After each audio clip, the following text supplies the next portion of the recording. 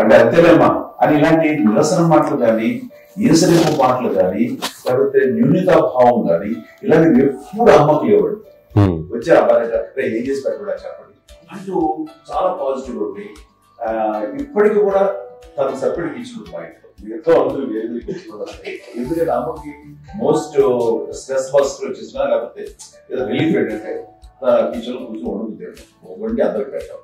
ఇప్పటికీ కళ్యాణ్ బాబు అక్కడక్కడ తిరిగేసి ఎక్కడెక్కడో చేసి నిరసన చేసి చేసి వస్తే అమ్మకి చాలా జాలి.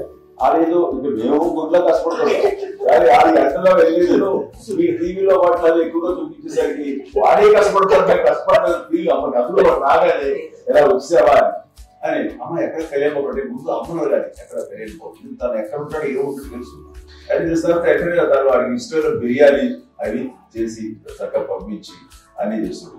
అట్లాగా బిడ్డలకి పెట్టడమే తప్ప బిడ్డల నుంచి ఈ వయసులో ఎక్స్పెక్ట్ చేయడం లేకపోగా కొంచెం పట్టించుకోవట్లేదు అనే ఒక న్యూనత భావంలోకి వెళ్ళిపోయి సైకలాజికల్ డిప్రెస్ అయ్యే మదర్ మాత్రం కాదు.